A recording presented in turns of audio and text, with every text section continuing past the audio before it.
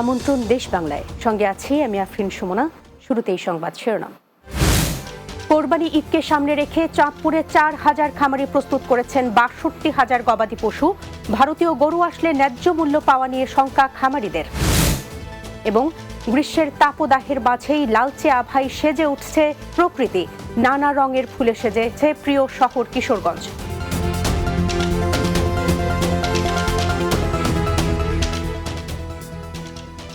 শুনছিলেন শিরোনাম, এবার বিস্তারিত। কোরবানি ঈদকে সামনে রেখে চাঁদপুরে 4,000 খামারি প্রস্তুত করেছেন 62,000 গবাদি পশু। শেষ মুহূর্তে ভারতীয় গরু বাজারে আসলে গবাদি পশুর ন্যায্য মূল্য পাওয়া নিয়ে শঙ্কায় জেলার খামারিরা। যদিও চাহিদার তুলনায় গবাদি পশুর সংকট রয়েছে বলে দাবি প্রাণী সম্পদ কার্যালয়ের। চাঁদপুর প্রতিনিধি রহমান রুবেলের প্রতিবেদন জানাচ্ছেন মাহমুদ রুবেল।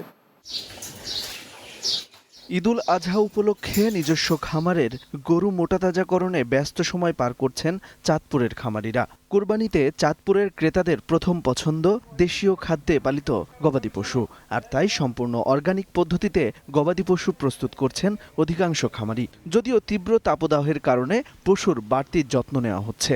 গরুকে ঘাস থেকে শুরু করে সব গোসল খাবার দেওয়া, নাদার দেওয়া সবকিছু প্রাকৃতিকভাবেই গরুগুলোকে লালন পালন করে থাকি।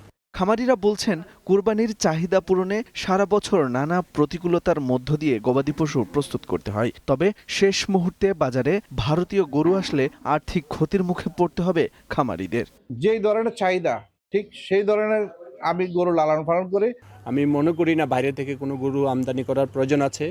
যদি বাইরে থেকে গরু আমদানি করা না হয় তাহলে আমরা যারা খামারি আছি আমরা একটা ন্যায্য দাম পাবো। চাঁদপুরে কোরবানির জন্য গবাদি পশুর চাহিদা রয়েছে 76,354টি। পশুর ঘাটতি পূরণ হবে মৌসুমি ব্যবসায়ীদের আগমনে।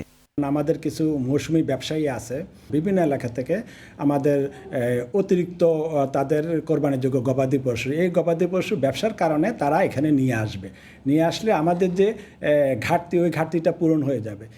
চলতি বছর চাঁদপুরে স্থায়ী অস্থায়ী মিলে 255টি পশুর হাট বসার কথা রয়েছে। এসব হাটে আইন শৃঙ্খলা ও গবাদি পশুর স্বাস্থ্য সুরক্ষায় থাকবে বিশেষ team. Desk report, Bangla TV. ভোলায় তারুণ্যের উৎসব এবং মৎস্য সংরক্ষণ কর্মশালা ও জনসচেতনতামূলক কার্যক্রম পরিচালনা করেছে কোস্টগার্ড দক্ষিণ জোন। রোববার কোস্টগার্ড মিডিয়া কর্মকর্তা লেফটেন্যান্ট কমান্ডার হারুনুর রশিদ স্বাক্ষরিত এক প্রেস ব্রিফিংয়ে এই তথ্য জানান। তিনি জানান, মাছের সুষ্ঠু প্রজনন, উৎপাদন, সংরক্ষণ এবং টেকসই মৎস্য আহরণের জন্য বঙ্গোপসাগরে বাংলাদেশের জলসীমায় 58 দিনের নিষেধাজ্ঞা জারি করেছেন সরকার। এ কারণে জেলেদের সচেতন করতে কোস্টগার্ড দক্ষিণ জোন ভোলায় বিভিন্ন স্কুল ও কলেজের শিক্ষার্থীদের অংশগ্রহণে কর্মশালা ও বর্ণাঢ্য র্যালি, লিফলেট বিতরণ কার্যক্রম পরিচালনা করে। গ্রীষ্মের তাপদাহের মাঝেই লালচে আভায় সেজে উঠেছে প্রকৃতি। কৃষ্ণচূড়া, রাধাচূড়া ও জারুল, সোনালু সহ নানা রঙের ফুলে সেজেছে প্রিয় শহর কিশোরগঞ্জ। নগর পরিকল্পনাবিদের মতে একটু পরিকল্পনা করলেই ফুলের আবেশেই সাজানো যায় সমগ্র নগরী। এক এক ঋতুতে কিশোরগঞ্জ হয়ে উঠতে পারে বর্ণিল ফুলের শহর। কিশোরগঞ্জ থেকে মনোয়ার হোসাইন রনির প্রতিবেদন জানাচ্ছেন সুরাইয়া সীমা। কিশোরগঞ্জের প্রকৃতি মেতেছে রঙের খেলায়। গ্রীষ্মের এমন খরতাপেও কৃষ্ণচূড়ার লালচে আভায় শহরে যেন লেগেছে উৎসবের ছোঁয়া। গাছে গাছে ফুটেছে কৃষ্ণচূড়া, পিছিয়ে নেই সোনালু কিংবা জারুলো। লাল, হলুদ, সোনালি আর বেগুনের ছটায় পুরো লেকপাড় এখন বর্ণিল। নরসুন্দা লেকপাড়ের এ প্রান্ত থেকে ওই প্রান্তে কৃষ্ণচূড়ার জয় জয়কার। ইট পাথরের শহরে বুলিয়ে দিচ্ছে ভালোবাসার পরশ। এই গরমেও তাই কৃষ্ণচূড়া চত্বর সহ নরসুন্দা লেকপাড়ের আড্ডাটা যে কারো কাছে উপভোগ্য হয়ে উঠতে পারে। তাই প্রতিদিনই অনেকে পরিবার পরিজন নিয়ে চলে আসছেন লেকপাড়ে। ঝরা ফুলের পাপড়িতে সাজানো গালিচা স্বাগত জানাতে প্রস্তুত। অনেকগুলো কৃষ্ণচূড়া গাছ আমাদের গুরুদয়ালের চত্বরে। এত কৃষ্ণচূড়া দেখে খুব ভালো লাগছে। এই সিজনে যখন কৃষ্ণচূড়া লালে লাল হয়ে যায় চারপাশ, দেখতে খুবই ভালো লাগে। এই কারণে আমাদের বাচ্চাদেরকে নিয়ে আমরা এই জায়গাটাতেই আসি। কৃষ্ণচূড়া একটি বৃক্ষ জাতীয় উদ্ভিদ যার বৈজ্ঞানিক নাম ডেলোনিক্স রেজিয়া। এই গাছ চমৎকার পত্রপল্লব এবং আগুনলাল কৃষ্ণচূড়া ফুলের জন্য প্রসিদ্ধ। এটি ফ্যাবেসি পরিবারের অন্তর্গত একটি বৃক্ষ যা গুলমোহর নামে পরিচিত। এই ধরনের ফুল যদি আমরা লাগাই তাহলে কিন্তু আমাদের সারা বছর ব্যাপী এই ফুলের সৌরভটা আমরা দেখতে পাই এবং এতে পরিবেশের নান্দনিক সৌন্দর্য বৃদ্ধি পাবে, পাশাপাশি পরিবেশ রক্ষায় এটা একটা গুরুত্বপূর্ণ ভূমিকা পালন করে থাকে। শহরবাসীর প্রত্যাশা এমন দৃশ্য হোক প্রতিদিনের। প্রশাসনের কাছে সবার আবেদন এ ধরনের গাছ রোপণে উদ্যোগ নেয়ার। Desk report, Bangla TV. বরগুনার তালতলীতে দুর্নীতি বিরোধী বিতর্ক প্রতিযোগিতা অনুষ্ঠিত হয়েছে। দুদক পটুয়াখালী জেলা কার্যালয় ও তালতলী দুর্নীতি প্রতিরোধ কমিটির আয়োজনে প্রতিযোগিতায় উপজেলার 10টি মাধ্যমিক বিদ্যালয় অংশগ্রহণ করে। এতে প্রধান অতিথি ছিলেন ইউএনও উম্মে সালমা। উপজেলা দুর্নীতি প্রতিরোধ কমিটির সভাপতি আব্দুস সাত্তার হাওলাদারের সভাপতিত্বে এ সময় সহসভাপতি আবু সিদ্দিক সহ অন্যরা উপস্থিত ছিলেন।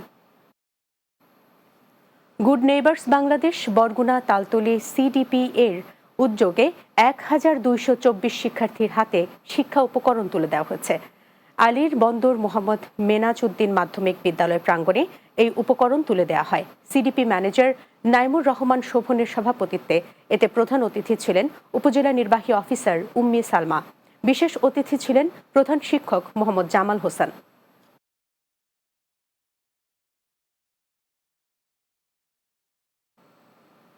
দেশ বাংলায় নিচ্ছে বিরতি। ফিরে আসার পর অন্যান্য সংবাদের সাথে আরো যা থাকছে। নারায়ণগঞ্জের সিদ্ধিরগঞ্জে ডিএনডি ক্যানেল থেকে অজ্ঞাত পরিচয়ে এক নারীর মরদেহ উদ্ধার। ঝিনাইদহের মহেশপুরে বিদ্যুৎ পৃষ্ঠে এক কৃষকের মৃত্যু।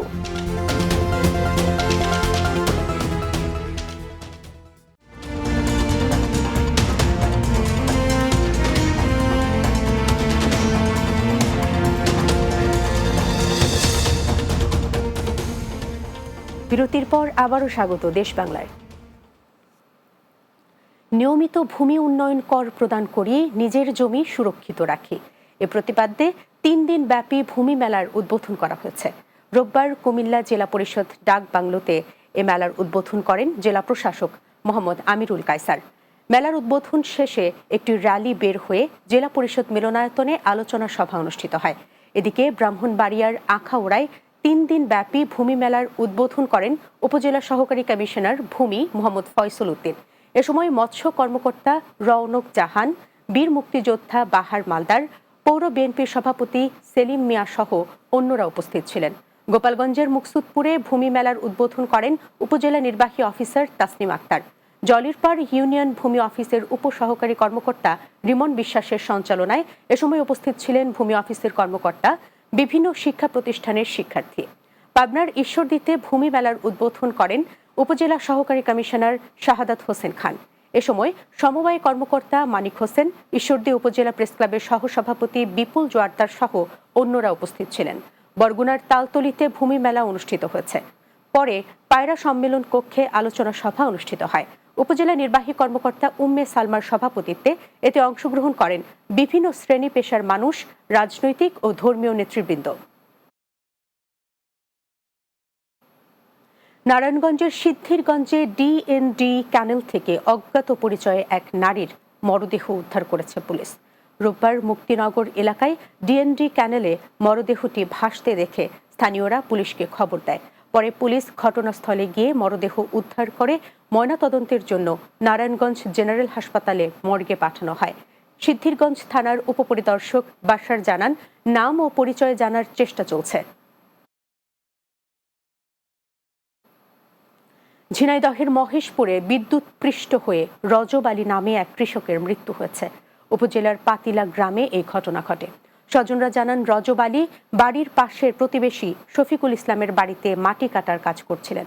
এ সময় বৈদ্যুতিক ফ্যানের পাশে বসে থাকা অবস্থায় অসাবধানতাবশত ফ্যানে হাত দিলে বিদ্যুৎ পৃষ্ঠ হন তিনি।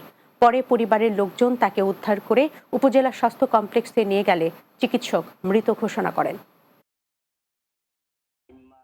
নরসিংদীতে ভূমি অটোমেশন বিদ্যমান চ্যালেঞ্জ সমূহ এবং উত্তরণের পথ নকশা শীর্ষক আলোচনা সভা অনুষ্ঠিত হয়েছে।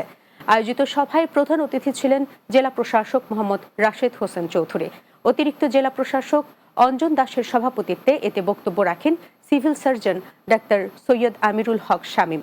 অতিরিক্ত পুলিশ সুপার সুজন চন্দ্র দাস, রাজস্ব শাখার নির্বাহী ম্যাজিস্ট্রেট আসমাউল হোসনা সহ অন্যরা।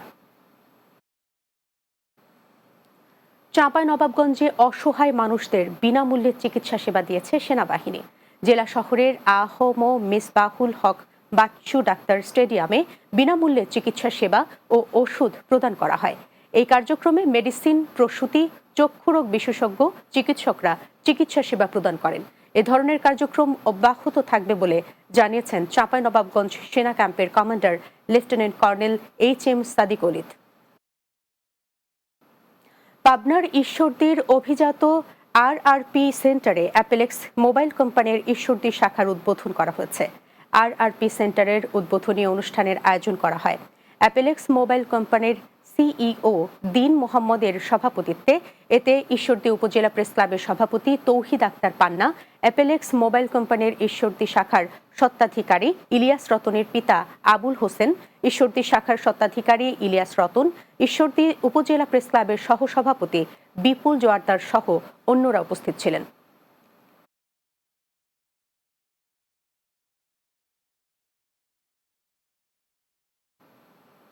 শেষ করছি দেশ বাংলা। যাবার আগে শিরোনামগুলো জানিয়ে দিচ্ছি আরও একবার। কোরবানি ঈদকে সামনে রেখে চাঁদপুরে 4000 খামারি প্রস্তুত করেছেন 62,000 গবাদি পশু। ভারতীয় গরু আসলে ন্যায্য মূল্য পাওয়া নিয়ে শঙ্কা খামারিদের। গ্রীষ্মের তাপদাহের মাঝেই লালচে আভায় সেজে উঠেছে প্রকৃতি। নানা রঙের ফুলে সেজেছে প্রিয় শহর কিশোরগঞ্জ। এবং নারায়ণগঞ্জের সিদ্ধিরগঞ্জে DND ক্যানেল থেকে অজ্ঞাত পরিচয়ে এক নারীর মরদেহ উদ্ধার। ঝিনাইদহের মহেশপুরে বিদ্যুৎ পৃষ্ঠে এক কৃষকের মৃত্যু।